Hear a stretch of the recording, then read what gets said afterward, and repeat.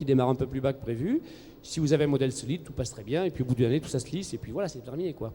Donc je pense que le côté financier est très important, et j'ai presque envie de dire que ce soit le franchiseur ou le banquier, rien ne sert d'essayer de le convaincre avec des... Il faut au contraire s'appuyer sur eux pour bâtir le bon modèle financier nécessaire, parce que ça permet encore une fois de réaliser une ouverture sereine, et tant mieux, c'est l'intérêt de tout le monde, en particulier du franchisé. Bien.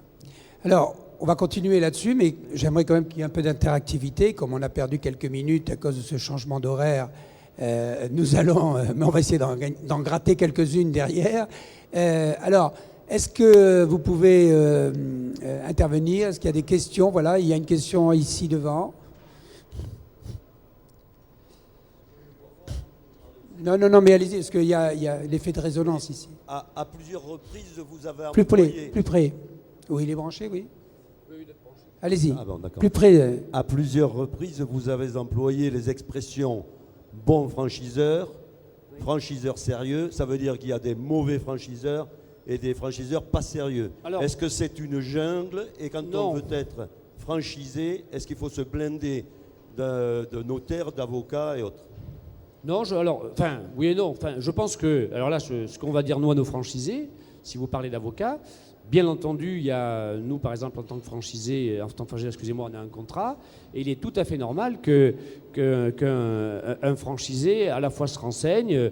On ne demande jamais personne, et ce serait une erreur, si vous deviez signer un contrat de franchise, de le signer les yeux fermés dans une confiance totale, même si c'est auprès d'une entreprise qui est la meilleure notoriété du marché possible. Je crois que c'est logique et normal.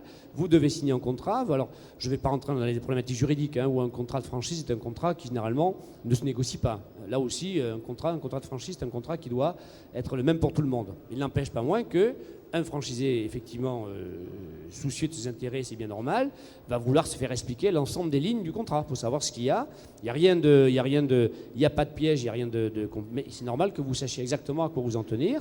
Il faut effectivement, et c'est pas choquant de vous faire conseiller, c'est normal, au même titre que vous allez prendre un expert comptable pour monter votre projet financier, eh bien que vous ayez un bon expert comptable peut aussi vous aider, mais que vous preniez un conseil pour qu'il vous aide j'ai la prétention, encore une fois, d'expliquer ligne à ligne ce qu'il y a dans notre contrat, là aussi qui a été réalisé par un des experts de un conseil qui est un expert de la Fédération française de la franchise, qui est Maître Bensoussan.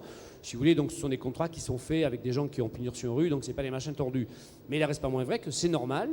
Et nous, en tant que franchiseurs, on dit, si le franchisé a besoin d'informations et s'il l'a en conseil, on lui dit même, écoutez, pas de problème, votre conseil peut appeler le nôtre. Et c'est normal que vous fassiez expliquer de A à Z exactement s'il y a un contrat. C'est normal, vous n'allez pas signer, je ne crois pas que ce soit une bonne chose de signer les yeux fermés. Même si au départ, il faut avoir une relation de confiance.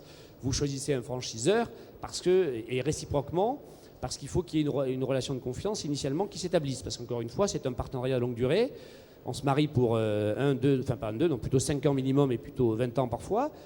Mais la confiance, c'est ce que pour le fait qu'on met tout à plat. Et voilà. C'est pas une jungle, mais je crois qu'il faut faire les choses sérieusement. Oui. Si vous voulez, on a évoqué la notion de bon franchiseur, de franchiseur qui réussit, qui transmet le savoir-faire, etc. On n'est pas dans une jungle. Aujourd'hui, en tout cas, on ne l'est plus.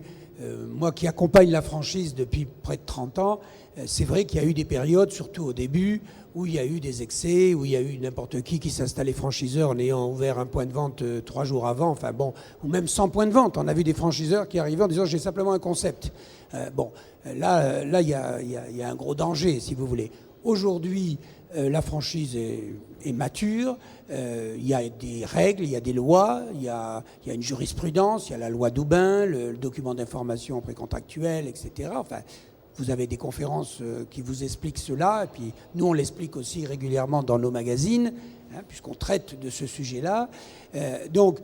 Mais il faut comprendre que dans toute profession, il peut y avoir des mauvais. Et aujourd'hui vous avez, on va dire, il y a 1200 réseaux. Bon, mais sur les 1200 réseaux, il y a 700 vraiment franchiseurs qui ont cette vocation, ce désir. Et sur les 700, il y en a 350 qui vraiment se développent. Bon.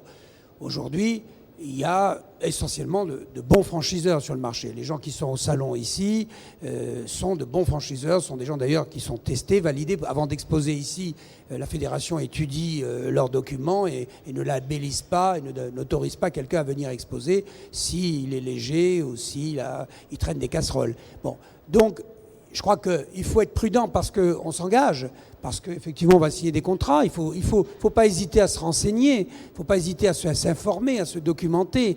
Un projet d'entreprise pour un franchisé potentiel, c'est comme un créateur d'entreprise, il va prendre des risques, il va engager ses capitaux, il va souvent être obligé de se porter caution et prendre des risques. Il ne peut pas le faire n'importe comment, dans n'importe quelles conditions. C'est pour ça qu'il faut du temps. C'est pour ça que la loi Doubin prévoit qu'on vous laisse du temps.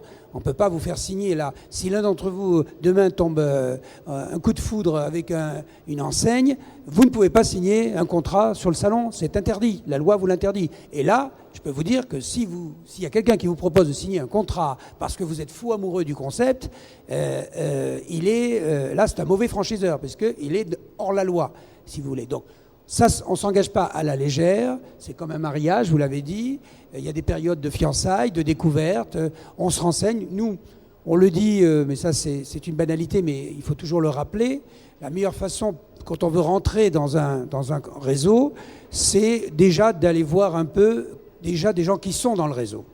Et normalement, d'ailleurs, le franchiseur doit vous donner la liste de ses points de vente, et vous pouvez aller voir déjà des gens qui sont là et savoir ce qu'ils pensent.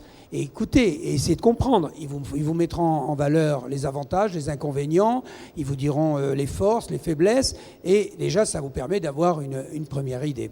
Donc, il n'y a pas une jungle. Pour quelqu'un qui n'y connaît rien, effectivement, c'est pas avoir le sentiment qu'il y a une jungle, mais il faut avant tout s'informer, se former et ne pas se précipiter. Voilà.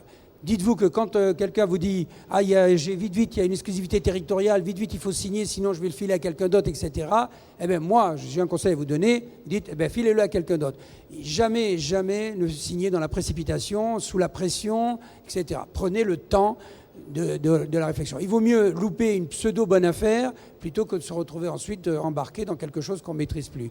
Donc, il faut le temps. Il faut le temps. Je crois qu'on ne devient pas, quand on bâtit son projet d'entrepreneur, même si c'est pour être franchisé, il faut se donner le temps, les moyens, il faut s'entourer de conseils, il faut bien analyser la concurrence, le marché, il faut bien mesurer les droits et les obligations que l'on va devoir avoir et réciproquement avec le franchiseur. Et il faut prendre le temps, rencontrer, réfléchir, discuter et se construire tranquillement son projet. Voilà. Surtout pas de précipitation. On est dans un monde d'affaires, vous engagez des moyens, vous engagez votre vie, vous signez un contrat pour plusieurs années. Il dure combien de temps chez vous ? 5 ans. 5 ans. 5 ans, donc c'est pas un petit truc à la rigolade, c'est pas un truc de 3 mois, 6 mois, une opportunité. Je pars pour 5 ans, je vais investir, je vais apprendre un nouveau métier, je vais me donner les moyens, je vais prendre des risques. Bon, je fais pas ça à la légère, voilà. D'autres questions ? Où est-ce qu'il est le micro ? Il est là ?